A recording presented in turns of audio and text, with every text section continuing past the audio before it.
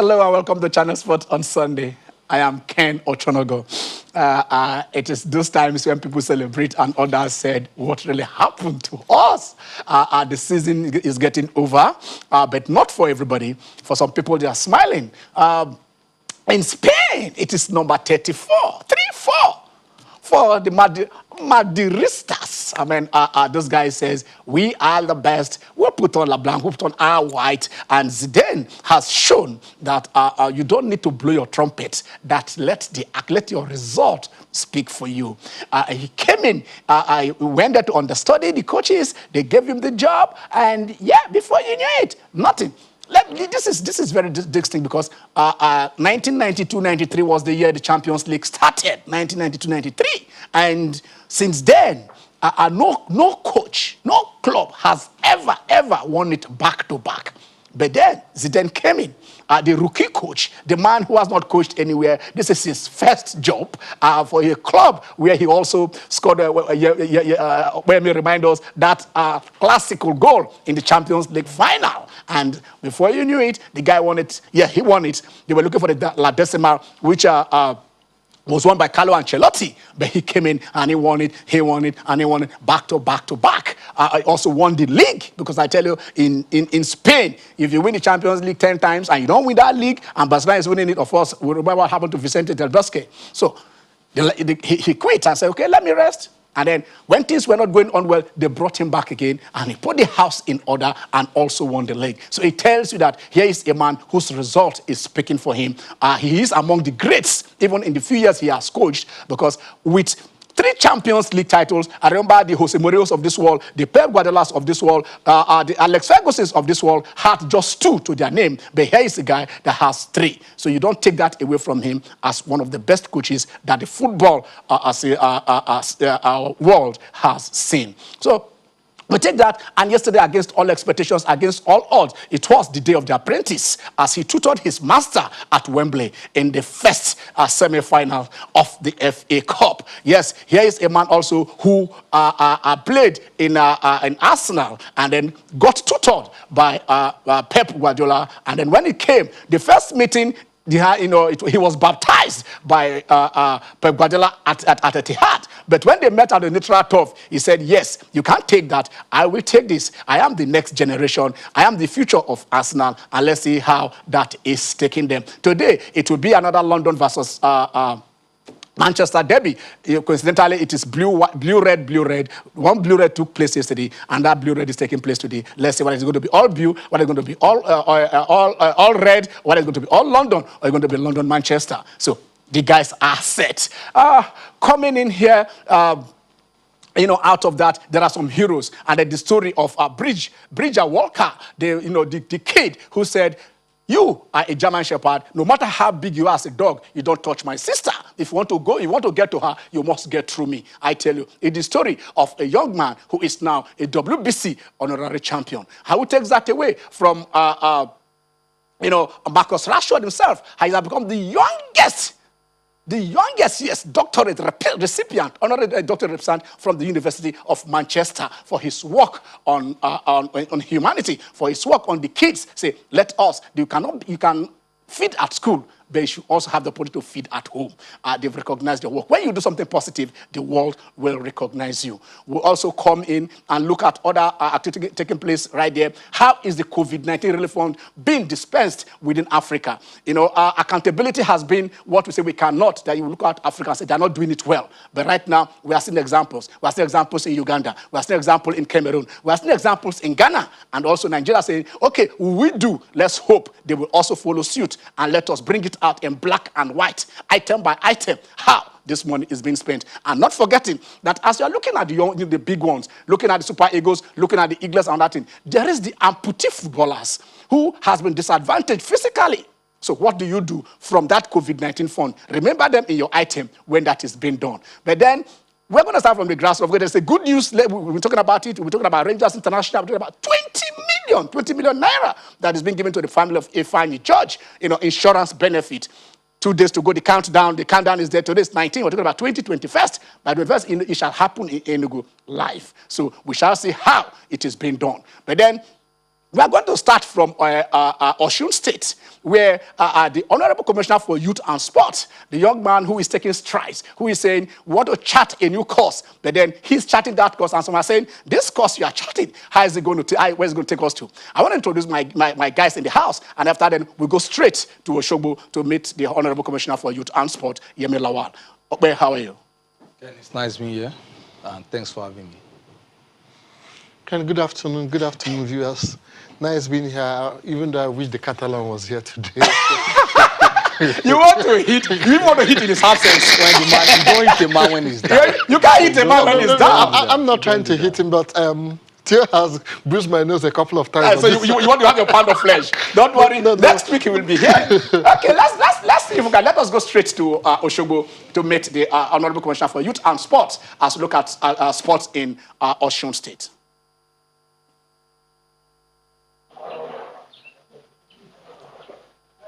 Hello, Honorable Commissioner. How are you? Hello, fine, thank you. Good afternoon. Good afternoon. Good afternoon. Hi, Osogbo. Hi, Osogbo. I'm not seeing smiles on your face. I hope everything is fine in Osogbo. Hi, Osogbo. Yeah, we're very fine in Osogbo. Osogbo is peaceful. We're good here. To God be the glory. All right. Okay. Let's come to our turf. The world of sport, which is your turf. You've been there now for about a year plus or so. What was the state of sport where you met it? And then was it satisfactory? And what is your mission? What do you think can be done to better it? What are the plans that you've had in place to push sports in Osun forward? Thank you very much. When we came on board, the government had been on before the Executive Council was created. We came on board October last year. We looked at what we met on ground and realized the need to overhaul the entire system. Okay. What we meant on ground was not particularly impressive, but at least we met something. We are looking at how we can overhaul the system for the benefit of our people. Sport is meant for the younger generation. It's meant for everybody in the state. And one of the ways to take sports to every part of the state is by engaging people at the grassroots level. And that is actually the focus of the state government now. We want to take sports to every corner of the state. Everybody has a right to display their talent. It is the duty of the government to identify these talents, nurture them, and make them important and international athletes. And that is the focus of the government. We are to nurture and ensure that we protect these talents to become profitable and useful for themselves. Okay, I like that. Identify them, and then the profitability, which is what they say, bringing the people together, because government does not run profit organizations. It has to be in the private sector. But let's go back. Your office appointed 31 sports coordinators in all the 31 local government of Osun State. What was the mandate given to them? What is their job specification? What are they supposed to do? Are they going to work with the local governments, as the territorial government, or are they reporting directly to you, to your office, or to the local government chairman? Thank you very much once again. We have not appointed 31 local government sports coordinators. It was part of the plan because we intend to take sporting activities back to the grassroots. So one of the plans we are having now is to appoint minimum of one sports organizer for every local government. Every local government have their own area of specialization. Not every local government has the ability to facilitate sporting activities in tennis. So we are identifying what every local government can do so that it is the organizers that will go to the various local governments and tell us what they have an ability to do. They are going to go there to identify the sporting activities that are possible in various local governments, organize competitions at the level of the local governments. Then we take the athletes that we have so discovered from these competitions, we subject them to another round of tests until they get to the state level. And it is the best athletes from various events that we're able to organize that will now become a performing athlete at the state. So it is part of the plans. We haven't done it yet, but we are planning to do it. And you talk about organizers. Can you define who the organizers are? Are they supposed to be organizations? Are they supposed to be individuals? Or, who are the organizers? Under the organogram of the Sports Council, we have a Yeah. department that we do call organizing departments. Okay. Department is saddled with the responsibility to organize events and competitions Okay. Okay. where we Okay. are going to discover talent. So they are going to be working closely with that department. Okay. In terms of facilities, what is the state of sport facilities in Osun State? Yeah, the state of sport facilities isn't that bad, but we are lucky we have a governor who is committed to ensuring that sporting activities is done appropriately. We are committed to ensuring that we finish up with the stadium at Oshogbo and to be commissioned very soon, inshallah.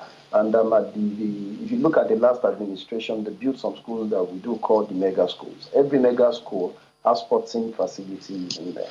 So we can proudly say that we have facilities across all local governments to facilitate sporting activity.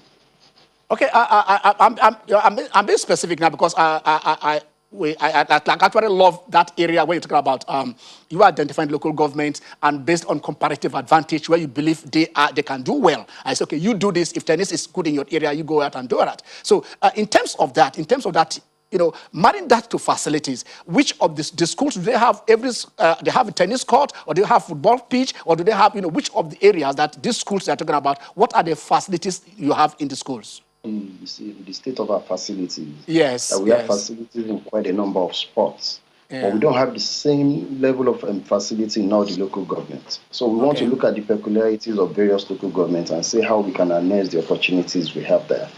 Okay. And that is what the sport organizers are going to do for us. They go to their various communities and local governments, identify their areas of strength, and see how we can build on their strength. Okay. While we're on break, the guys in the house, I will also tried to point out one or two things. And then, first of all, I want to ask you, you say you have these facilities in the mega schools. I know there are other public schools. I don't know how the facilities are there, one. And two, is it possible for the organizers you are thinking about appointing, maybe that you get them from maybe the supervisory councillors for sports in the local government areas? Can you give us a response for these two questions? Yeah, thank you very much. One of the responsibilities, core responsibility of the organizers will be to link up the local government administration because they are going to be organizing events at the level of the local governments. As a state, we are only going to supervise. So they have to work hand in hand with the local government administrations to ensure that their people participate actively in the various sports that has been identified. So the organizers are definitely going to be working with the local government chairman and all the other executive members of the local government. Okay, they will synergize with them. All right, I love this. I love the sound that is coming in from there. It shows at least the environment that we are in. Now, let's go to the issue that has been buzzing also around the issue of Osun Babes and Osun United. I don't know what the position is, but we have been told that your office have disbanded those the two clubs, and then in your restructuring exercise, and that the players were not paid. They were asked to go and they will not be paid while up there. So what is the situation like? Has the clubs been disbanded? Were the players still being paid, or are they not? What is the position with Osun Babes, the female team, and Osun United? Thank you very much. I told you we came into office October last year. We have been looking at the papers, and from all the things that have been put forward to us, we discovered a lot of irregularities. And these are the reasons why we are saying we have to go all out to overhaul the entire system. For example, every month they send the schedule of the payments that should be due to the contract coaches and athletes. And we realize that on a monthly basis, the names keep changing. On a monthly basis, the figures keep changing. And we looked at it. We cannot continue to change figures and names on a monthly basis. There should be a standard. What is the process? And these are the things we've been studying. And after discovering that there has been very funny, sharp practices, we realized the need to stop the entire process and look at how we can restructure and bounce back better. And then in the course of doing this, one thing I want to assure you of, is the real athletes who are supposed to benefit from the state government are not going to suffer. We are going to ensure that the real athletes, after identifying them, we bring them back, and those that are not supposed to be on the list are expunged.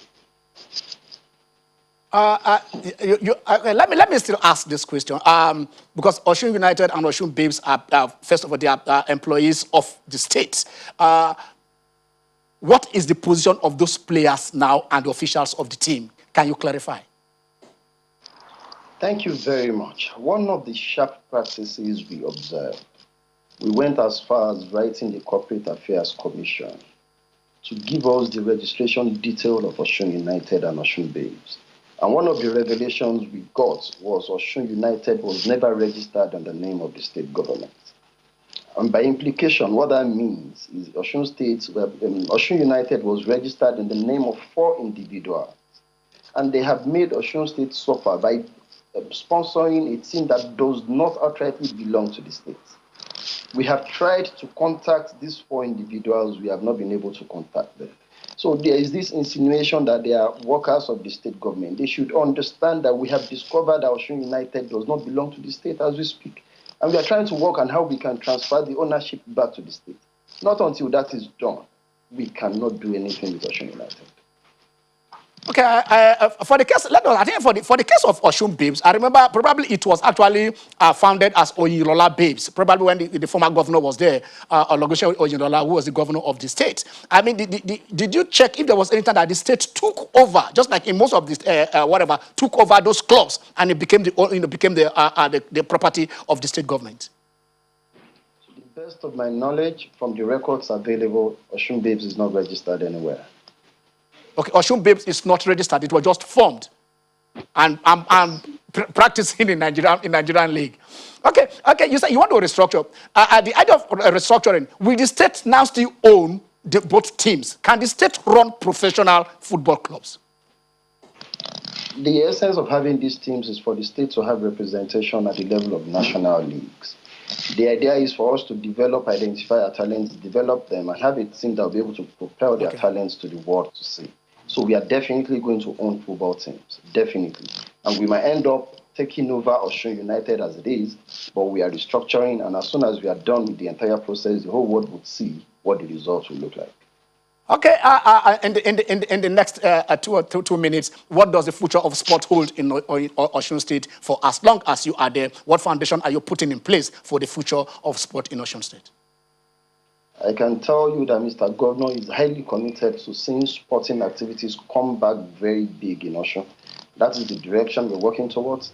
And by the special grace of the Almighty, immediately we are done with this COVID-19 pandemic, sporting activity is going to be a big thing in Osun. Okay, but let me just take you back to the Osun Babes and Osun United. Are those players, did you pay them off? Are you going to pay them off? Are you putting them on a beast, okay, after which I'll bring you back? Or what is their fate? I'm talking about the players of both teams. What is their fate? Can you explicitly tell us? Thank you very much. Yes. We are taking us to the same thing. I told you that we are in the process of looking at the situation. And as soon as we are done, the whole world will see the final verdict of the state government. As it is, we have not disbanded the team. We have not sent the players away. We have identified some issues. We're trying to look around the issues. And as soon as we are able to resolve these issues, those that are supposed to be called back will be called back. And those that are liable will be definitely be made to pay that. Okay. Finally, were they paid up to date between that? And what is the timeline you are looking at in this restructuring? Within the shortest time possible. We're looking at getting everything done within the next 6 to 8 weeks. 6 to 8 weeks. Okay, but you didn't. Were they paid fully before you put this put on hold? Yeah, the state government is not owing anybody. Ever since the start of this administration, we have been paying full salaries to everybody, and the state is not owing anybody one dime. All right. Thank you very much, Mr. Yemi Lawal. Thank you very much. Okay. Okay, you heard him. He's in the next 6 to 8 weeks. He has the reasons, but I don't. Okay, let me ask a question. If we keep finding corrupt eggs in the civil service, even some ghost workers, do you disband the entire civil service? No. Okay, gentlemen, don't worry. We have a lot of time to talk this. Let us go on a very, very short break, and when we come back, China Sport on Sunday continues. We'll go to Enugu. I'll also come to you so that you'll be part of the show. Stay with us.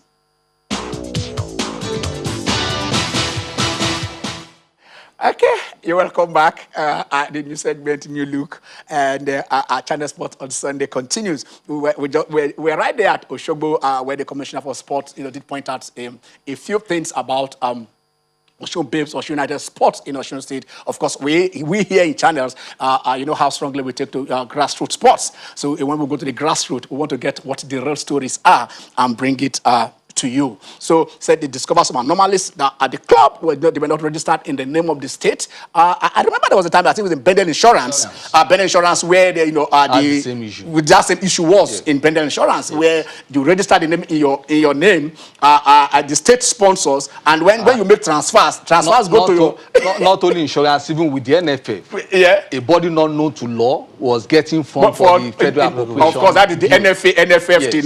But I think right now in the last few years, the National Assembly has. I just said we also had a situation where we had that. So let us now look at what is happening in this other's climb. Let us stay away because we stay coming back to Nigeria. Let's take the Man City story. They were banned for 2 years. They went to CAS and CAS said, you can come back. I mean, I know some people other clubs are saying no, it is not fair. But to you, did you see the CAS ruling?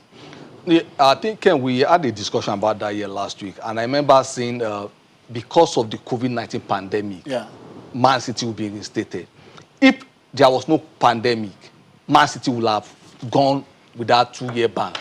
But the thing now is there is financial squeeze in the game. You have players getting pay cut. So for a team that have the financial muscle, for you to not expel them from the system, it will create a systemic problem. And I think it will not be stated in black and white, because if you are not guilty, you don't pay 10 million euro fine. No, I think they said the fine was for transparency. But no, that they were not cooperating with UEFA. They were obstructing. They said initially they were cooperating 100% with UEFA. But when they found out, it's like what they were saying were full of deaf ears. Then I said, okay, fine. You have already made up your mind on what you want to do. Basically, that was. But Ken, what I'm saying is, you don't get a record fine for just obstructing investigation. They have to pay something. But I'm saying, because of the present financial status of the game, where players in virtually all the big leagues are going on pay cut, that is the saving grace now for Man City. Not that Man City were not guilty. I think it's very wrong. Before you answer that, let me also point out something. Also, in that particular judgment, they said it was a time lapse, 5 years. Yes. The law takes into those technicalities into consideration. No. Ken, okay, maybe before you say something. The real issue there is this. Because of the current situation we are in, and I was very clear about it last week. UEFA will have appealed this judgment, but they were being sensible and say, look, you can't afford any other leakage from this system, and that is where Man City are having this grace. Okay. Something is at stake. The first one, did Man City breach the financial fair play rule? Yes, they did. Okay. What CAS ended up doing is that they have murdered financial fair play rules by absolving Manchester City of that punishment. Even if they're going to put it into consideration, the COVID-19, whatever, they should have at least reduced it to one, so that it will be a deterrent to every other club. The truth of the matter here is that Man City were not competing at some point. They were trying to cover some things. They were not open to UEFA, and UEFA decided to set an example with them, because if we are serious about the future of football, clubs should be made to spend what they make. Okay, that's exactly what you see. Sometimes when I bring it back here, now you guys will tell me, Ken, why are you saying this? Man City's crime was that the owners were spending money. Yes. You understand? We run professional football club in Nigeria, professional football league. Are the owners not spending 100% of them? No. Are they in? No. Okay. I'm asking the question. I mean, let us. We're not talking about sentiments here. We're looking at facts.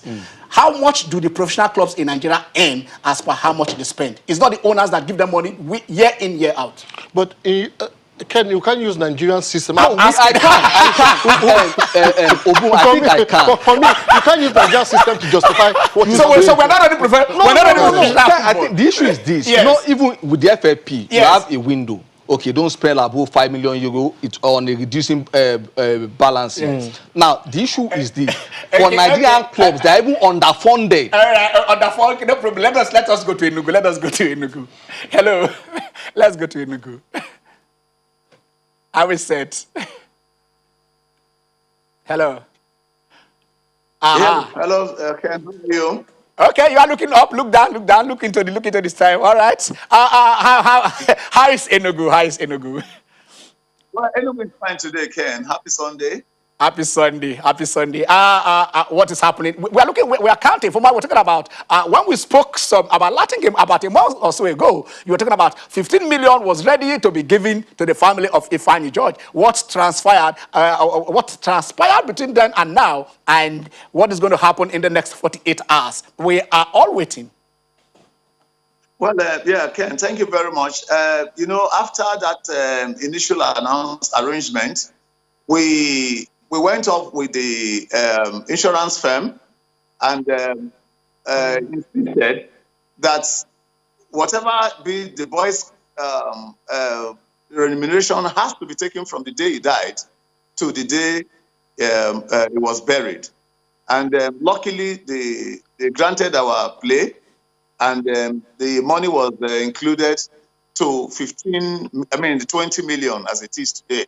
So as we are talking, the parents, they are on their way to Enugu for the ceremony for 21st, and 20 million check will be issued to the family as the comprehensive insurance due or entitlement by the company to the family of our late player, George.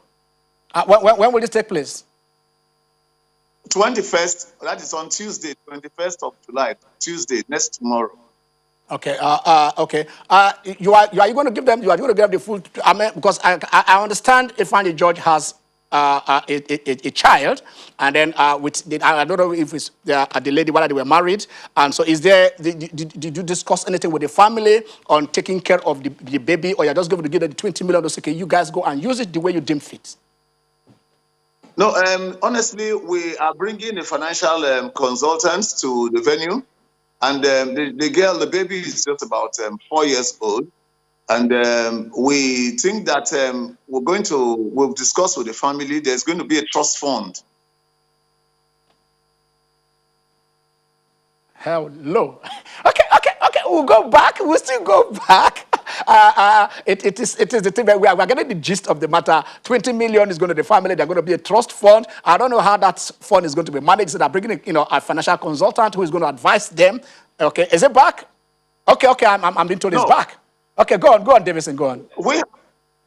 Yes, we have the Zenith Bank. The Zenith Bank. They are coming in with the forms and everything. It's easy. It's a trust fund for the child until he's 15.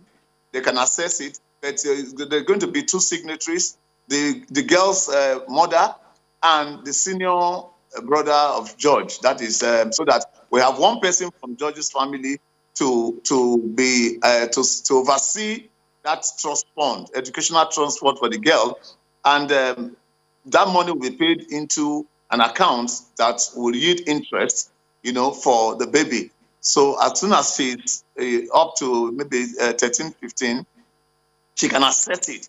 But we are going to make some provisions, a very liquid provision for the mother to take care of the girl for the next 4 or 5 years, until that money will mature.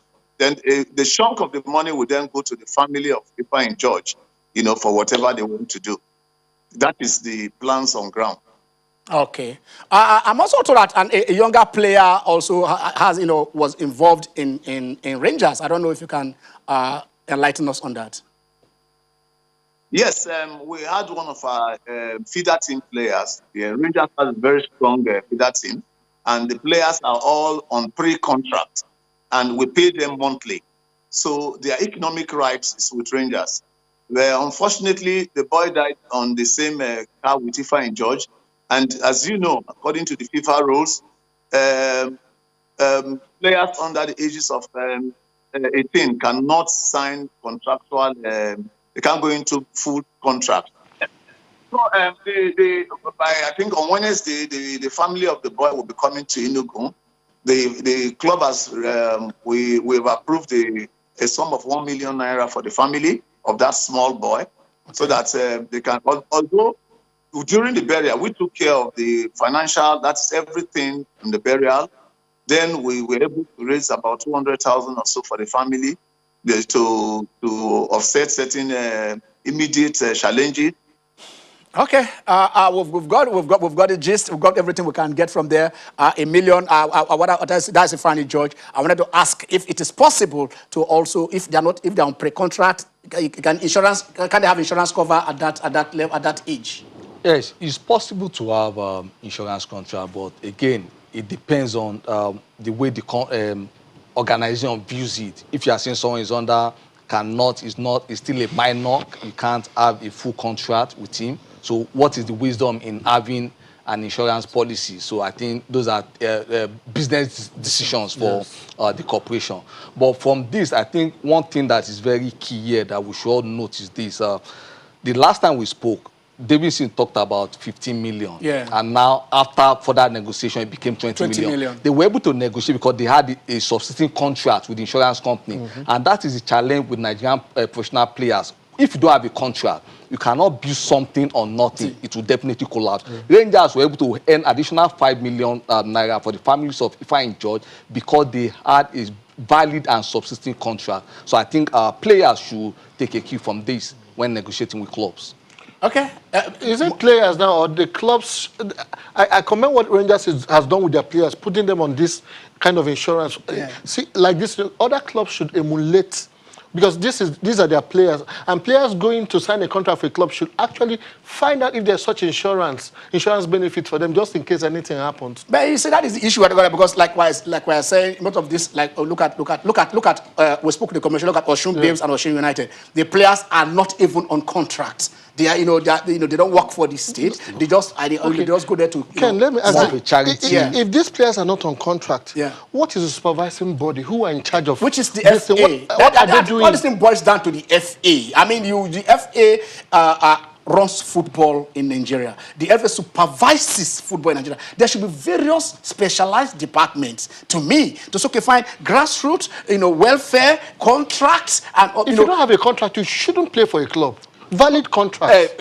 We should view it like this from Yeah. the position of the employer and the employee.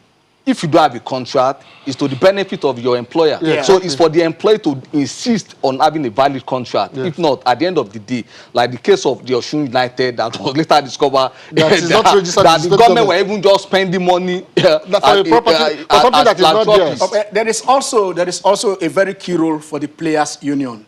A common voice for all the players.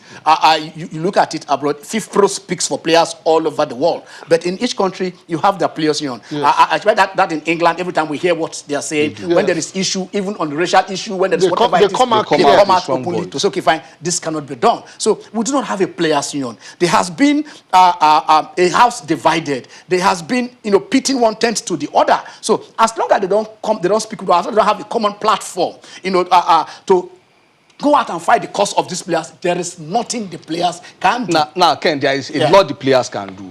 I won't say because you have a fractionalized trade union Congress or NLC, and I'm going into a contract with my employers. I won't say because the umbrella body is not functioning, I will not look before I leave. So the onus is not lies on those players to check what they are doing. All right, let's just take a few more minutes with Davidson Owumi and finalize this discussion. Hello, Mr. Owumi. I'm told you are back. Okay.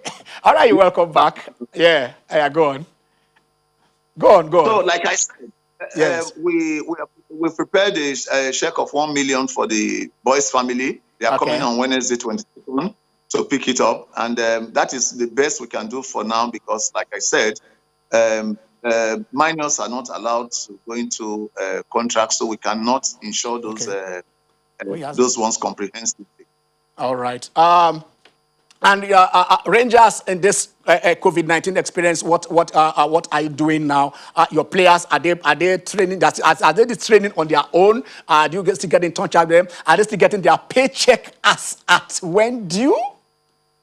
Yes, I can tell you with all certainty that we need to thank the governor of Enugu State for making that possible. That up till now, the players they end their last June salary. We are in July. Hopefully by next week they'll be getting their July salary. No kobo is being owed to any player in Rangers. The welfare of the players in Rangers is uppermost in our minds, and I am open to challenges. I'm open to scrutiny. You can call any player in Rangers today And in fact, my problem is the players that want to drop, how do we tell them? Because no player wants to leave the club right now, so I'm talking to you. And I think that should be the standard that Nigerian players get.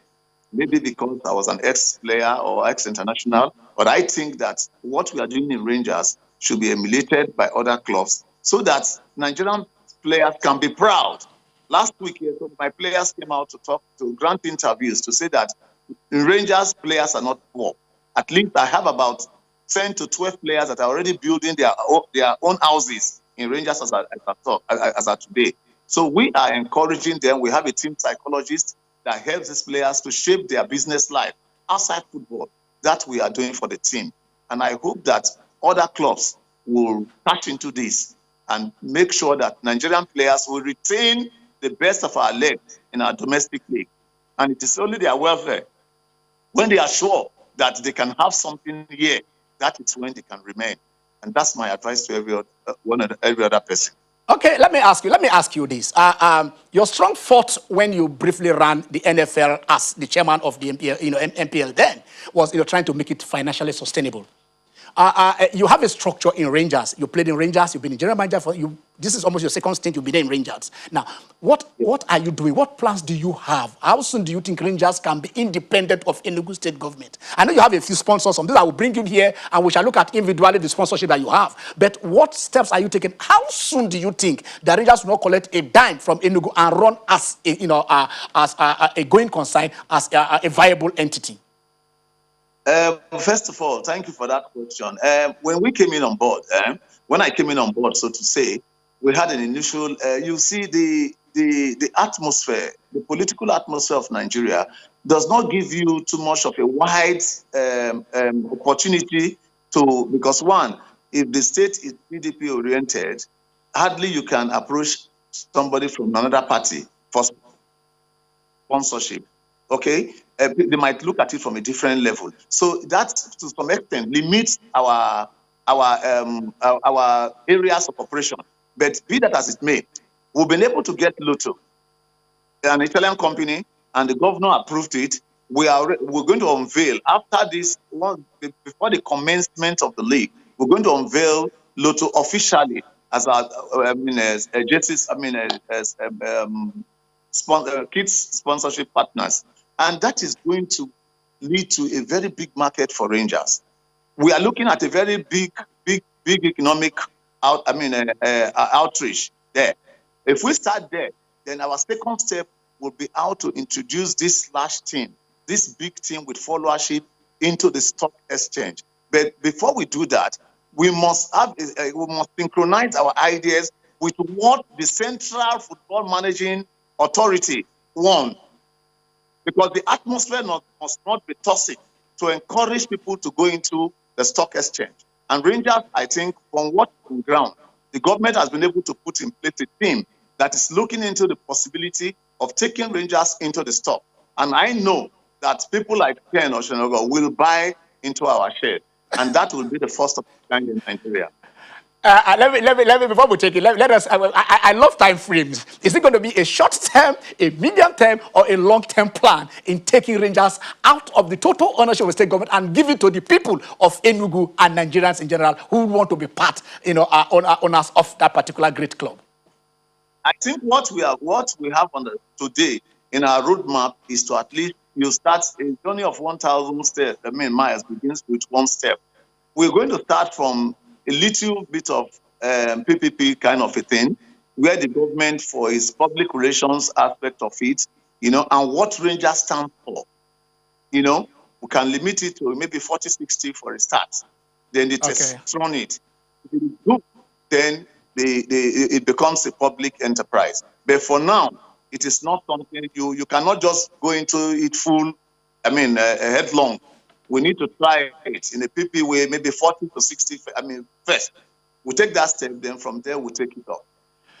Okay, and I think that is somewhere to stop it, because I wanted to say, I don't want to ask you if it is this step. You already said 40-60 is what you have in plan, and you are saying maybe in the next 1 or 2 years this can come into fruition.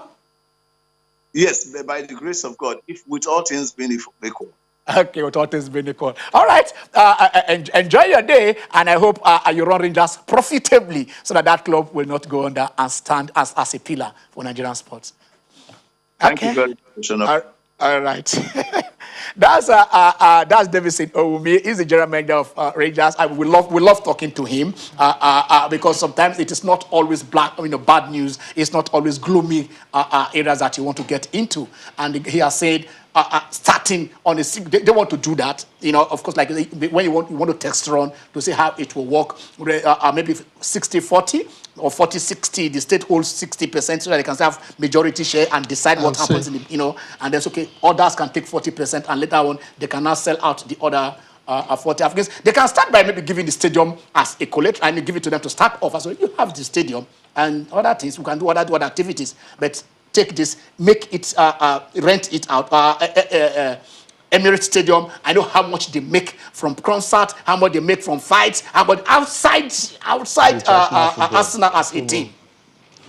Yeah, well, I don't think it's that difficult, except maybe you don't have the investors. But I think you have certain teams with their pedigree that attracting investors home and abroad should not be a big issue.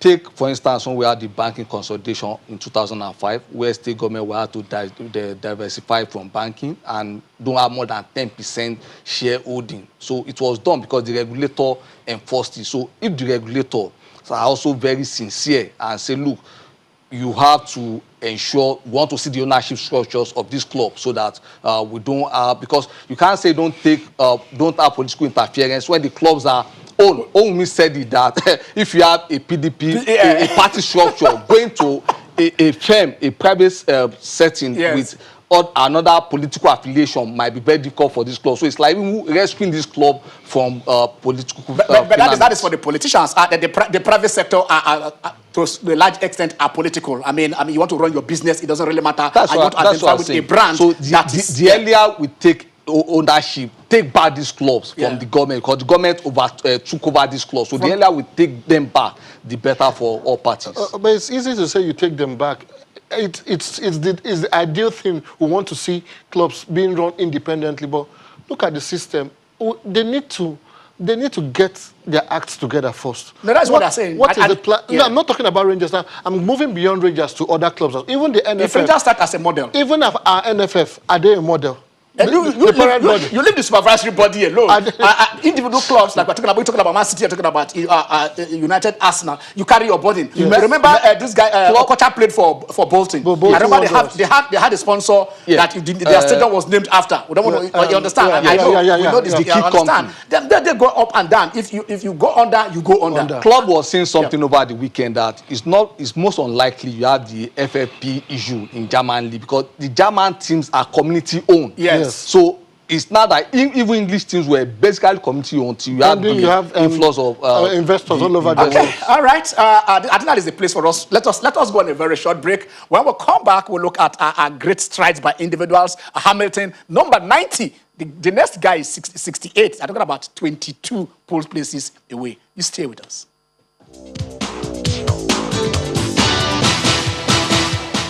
Okay, you're welcome back.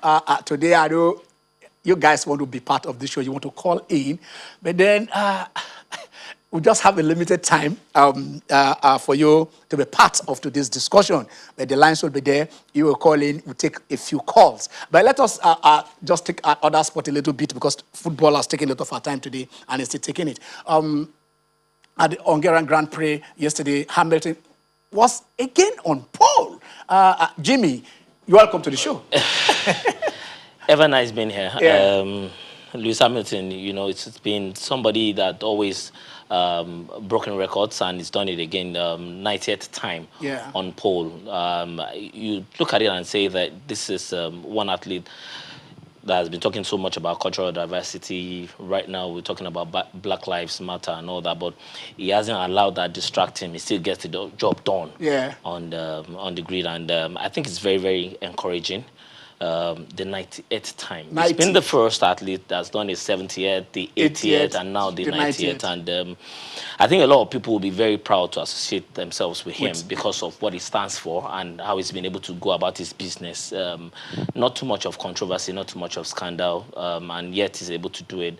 And it looks almost like Mercedes is about to do it again on the Hungarian surfaces. So, yeah, because it's like their car, but the other. For example, now it looks like they have been pushed to the limits. They have been pushed to the limits, and they are doing very well. Ferrari pushed them last season. I'm talking about the complaints. I'm talking about the constraint in the construction of their cars. They have undue advantage in the and they have not even let down. They have not. They have been consistent, and that's the most important thing. Bottas and Hamilton, they've continued, that streak of form. They have not allowed all those distractions, whether they had been within the regulation, they had been acting within the regulations of FIA, but taking advantage of whatever. The fact that they have been consistent says a lot about what they have done with the team, what they have done about the racers, what exactly the Mercedes team has to offer going even into the future. Okay, let's see the tweet from Formula One. Formula One, they tweeted, and they're telling us like, here is the list. Here is the lineup. Here are the top 4, top 5 pole positions, and that is another landmark in the extraordinary career of Lewis Hamilton. He becomes the first driver in F1 history to record 90 pole positions. All right, and then you remember the great Michael Schumacher is second, and he's at 68 poles. Yeah. He's at 68 pole. So that's another landmark. The man is there. He's the first and only driver to have 70, the first and only to have 80, the first and only to have 90. How soon are you saying this guy is going to get to number 100 this century? No, it's very clear, and it's not just because he's with the Mercedes team. Yeah. Because this like his 7th pole in the Hungarian Grand Prix. Yeah. And before he even came over to Mercedes, he has always been getting this result. So, and F1 is about the man and the machine. Yeah. So it's not about having that advantage of being with Mercedes. Before Mercedes, there was Hamilton. Yeah. So here are the guys, and then the great. Yes, here are the greats. You will see the numbers now. The numbers will show. All right. Yeah. Okay, the numbers will show. The numbers show here. 90. Number 90. 60 Schumacher. Vettel is 57. 65, 57. And Vettel is the only active.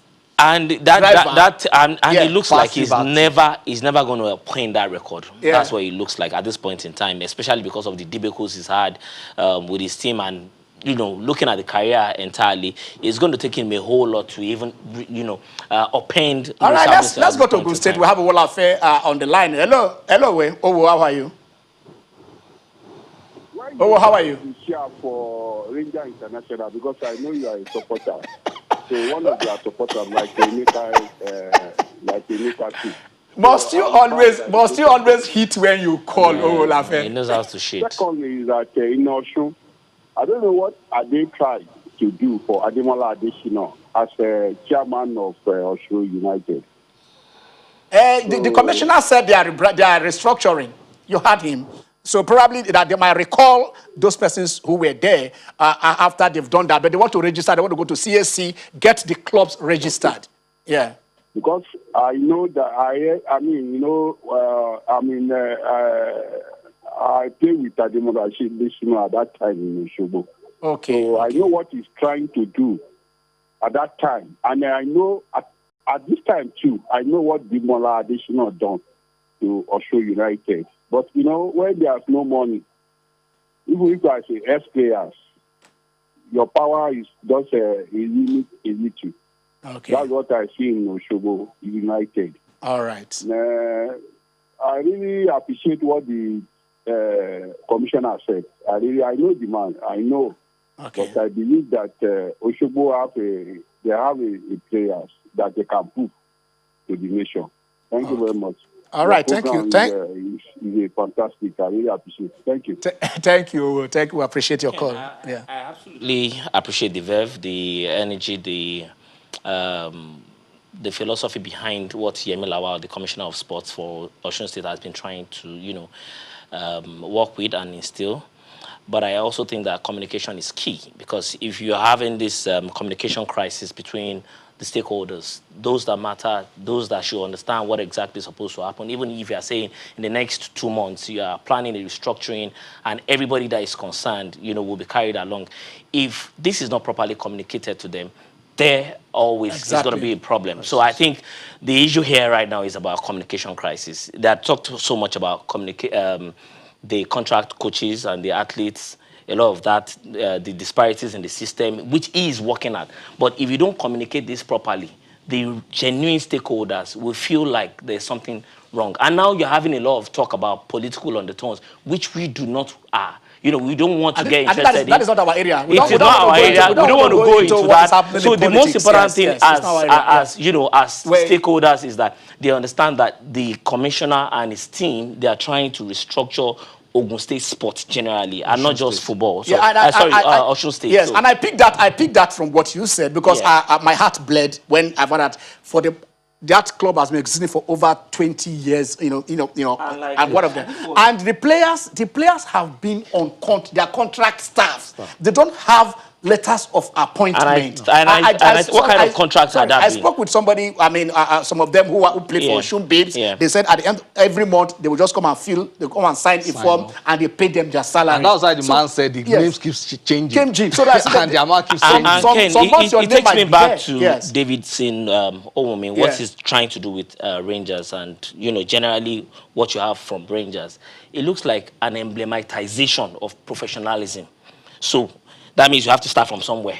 Rangers has already done so much about insurance. We can see the dividends. Now Osun State is saying we want to go in the professional way. They want to turn that club, or let's say the clubs. But should the clubs run professional? Because there is so much at their hands. You can talk about amateur sport, you can talk about school sport, you can devote so much money and time to that. Level. But that is to my position. That is personal. I don't know if I'm right or wrong. It's not work. Yes. But at the end of the day, you also look at the kind of model. Okay, gentlemen, I know. Let us just move forward. Let us move forward because the time is running. Let's see what is happening. We'll talk about the COVID-19 relief, because that is exactly what the world is at a standstill economically. Sport is not doing anything, and if you don't work, you don't eat, you don't earn. So there is need for that relief that has been coming in, and FIFA and CAF have said we are trying to help out for this period. This is what we are giving you.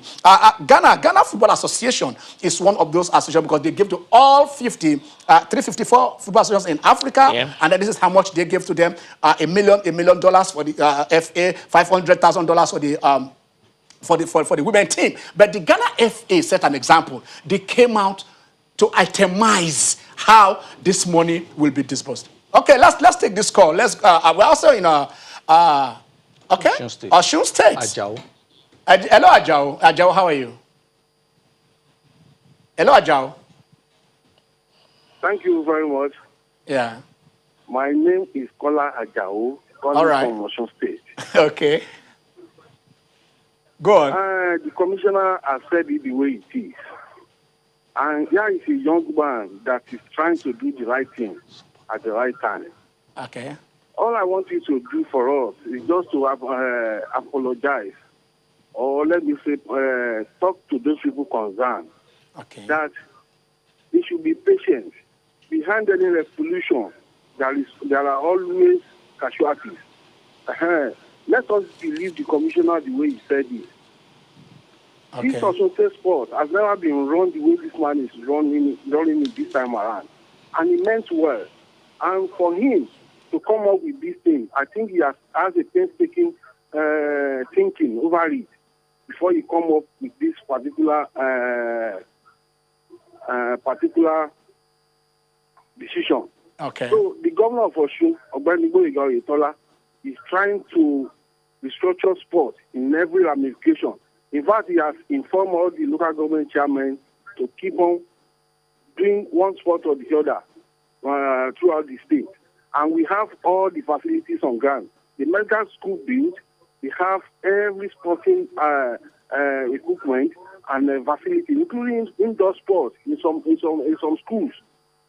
What are the public schools? Because we asked the local government, the commissioner. You're talking about the mega schools? What of the public schools? Any facilities there from your own personnel? You are in Osun.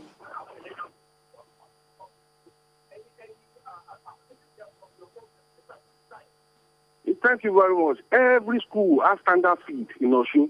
Osun is not like Lagos that doesn't have land or facilities for everything. I take exception to that. Go on. In every school in Osun. And the mega schools were also in all the local governments. Okay. You understand me? The mega schools are also in all the local governments. All right. Okay. Some of them, like I tell you, the one in Mede, the one in Osogbo, the one in Ilefe, have indoor sports facility being in their hall. You understand me? So the facilities it's only for us to have the will and the capacity to turn things around. And this is exactly what the commissioner is doing. And by the special grace of God, he's going to come up with a very good decision at the end of the day. No worry. Mr. Jao, we'll come with our camera to Osun State and we are going to cover all those schools that you're talking about. Thank you very much, Mr. Jao. Yes, I can assure you whenever you come. Have my number, give me a call. I will take you around.